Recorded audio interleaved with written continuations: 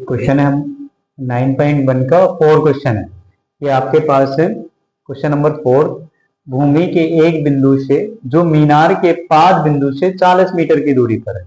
मतलब ये हमारे पास एक मीनार है, यहाँ इससे इस वाले बिंदु से 40 मीटर की दूरी पर एक बिंदु दूसरा है। इसको हम मान लेते हैं कि ये आपके पास 40 मीटर की दूरी पर एक बिंदु है। ठीक है, इसका नाम दे देते हैं हम कि ओ पॉइंट से। क्या है? ओ पॉइंट से। मीनार से 40 मीटर की दूरी पर एक बिंदु ओ है, जिससे क्या है, ये आपके पास 30 मीटर है। कितना है ये? 30 मीटर है। भूमि से कितना है? पाद बिंदु से 30 मीटर है। मीनार के शिखर का उन्नयन कोण कितना है? 30 है। अगर इस बिंदु से मीनार के शिखर को देखते हैं तो ये 30 का उन्नयन कोण बनता है। कितने का बनता है? 30 का उन्नयन कोण बनता है। तो हमें बताना है कि मीनार की ऊंचाई क्या है। हमें बताना है कि मीनार की ऊंचाई। तो मान लेते हैं कि आपके पास ए बी मीनार है। तो ए बी जो है वो क्या है? ए बी मीनार की ऊंचाई। मीनार की ऊंचाई, ए बी मीनार की ऊंचाई है। इसको हम एच मान ले रहे हैं। तो ये आपके पास एच, मीनार की ऊंचाई कितनी है? एच है। ये आपके पास पाद बिंदु बी है। पाद बिंदु से 30 मीटर की दूरी पर एक बिंदु ओ है। 30 मीटर की दूरी पर बिंदु क्या है? ओ है। और जहां से इसको देखने पर, मीनार के शीर्ष को देखने पर 30 अंश का कोण बनाती है। कितने के बनाती है? 30 अंश का कोण बनाती है। तो ये आपके पास हमें बताना है, ए बी मीनार की ऊंचाई ज्ञात करना है। तो ये देखो, ये ट्राइंगल्स है और इसमें देखो ये आपके पास लंब है और ये क्या है? आधार है। ये परपेंडिकुलर है या बेस है? तो बेस और परपेंडिकुलर किसमें होता है? टेन में होता है।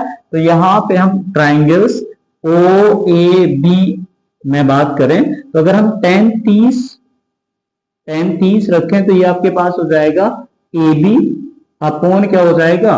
ओ बी के बराबर, ओ बी के इक्वल हो जाएगा। तो ये हो जाएगा टेन 30 का वैल्यू 1/√3। ए बी का मान वैल्यू है एच और आपके पास ओ बी का वैल्यू कितना है? 30। तो यहां से हमारे पास अगर इसको इधर लेंगे तो ये हो जाएगा 30/√3 और ये हो जाएगा h के इक्वल।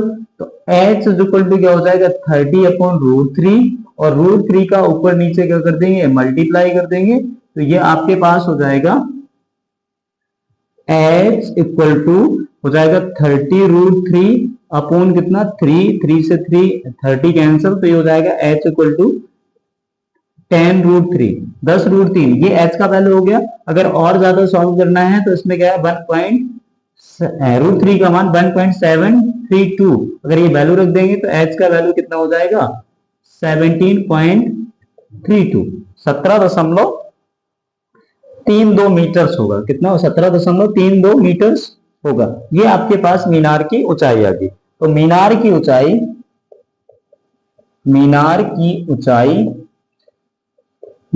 ऊंचाई है आपके पास 17.32 मीटर।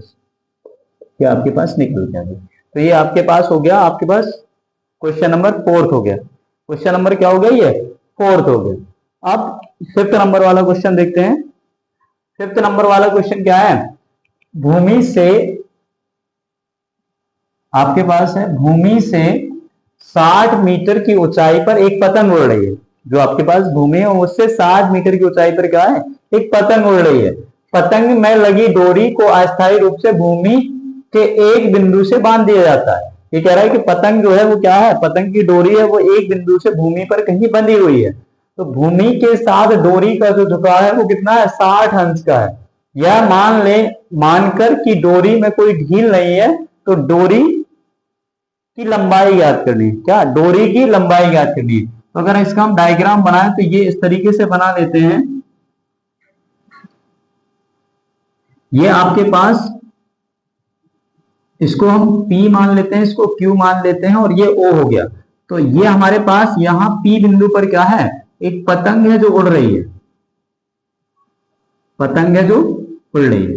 ये आपके पास पतंग है, ये उड़ रही है। और ये आपके पास P पॉइंट्स पर पतंग है जो उड़ रही है। और ये कितने? भूमि से 60 मीटर की ऊंचाई पर है। मतलब ये जो आपके पास ये रखा है, ये कितना दे रखा है? 60 मीटर दे रखा है। कितना दे रखा है? ये 60 मीटर दे रखा है। और भूमि के साथ डोरी का जो झुकाव है, भूमि के साथ जो डोरी का झुकाव है ये आपके पास 60 अंश का है। कितना है, 60 अंश का है। तो आपको डोरी की लंबाई बतानी है। क्या बतानी है, डोरी की लंबाई। तो माना डोरी की लंबाई, डोरी की लंबाई इसको h मान लेते हैं, और ये आपके पास OP के बराबर होगी। किसके बराबर होगी, OP के बराबर, क्योंकि ये वाले इस वाले पॉइंट से ये वाली क्या होगी, डोरी की लंबाई होगी, और यही हमें निकालनी है। तो ये आपके पास हाइपोटेनियस है, और ये क्या है आपके पास, परपेंडिकुलर। ये आपके पास लंब है, और ये क्या है, कर्ण है। तो लंब और कर्ण किस में होता है, साइन में होता है। तो अगर हम ट्राइंगल OPQ में अगर देखें, तो अगर हम साइन 60 लगाएं, साइन 60 करें तो ट्रिग्नोमेट्री फंक्शन, तो ये आपके पास हो जाएगा PQ अपॉन क्या हो जाएगा, OP हो जाएगा। साइन 60 का वैल्यू √3/2, और ये आपके पास PQ का वैल्यू कितना है, 60 है। और ये आपके पास हाइपोटेनियस आपको निकालना है, तो मतलब OP कितना है आपके पास, h है। तो इसका मल्टीप्लाई इधर, इस वाले का इधर, तो ये हो जाएगा √3h बराबर हो जाएगा 60 गुणे कितना, 2। √3 को नीचे ले जाओ तो ये हो जाएगा 60 दूना 120 बटे कितना हो जाएगा, √3 हो जाएगा। ये हो जाएगा, और इसमें क्या करो, रैशनलाइजेशन कर दो, ये हो जाएगा। तो √3 अपॉन √3 से ऊपर नीचे क्या कर देंगे, मल्टीप्लाई कर देंगे। तो ये आपके पास हो जाएगा h इक्वल टू कितना हो जाएगा, 120 √3 अपॉन कितना हो जाएगा, 3। ये खत्म हो गया, ये कितना हो जाएगा, 3 से कैंसिल करेंगे तो ये हो जाएगा 40 टाइम्स हो जाएगा, 40 बार कर जाएगा। तो h बराबर कितना हो जाएगा, 40 √3 मीटर हो जाएगा। अब इसको √3 का वैल्यू और रख देंगे हम, तो ये हो जाएगा आपके पास 40 गुणे 1.732। तो इसका मल्टीप्लाई करेंगे तो h बराबर ये हो जाएगा 0, 4 दूना 8, 4 3 12, 4 7 28, 1 29, और 4 2 6, और 3 अंक बाद दशमलव, तो इतने मीटर आ जाएगी। तो h बराबर कितना हो जाएगा, 69.28 मीटर। ये आपके पास डोरी की लंबाई होगी।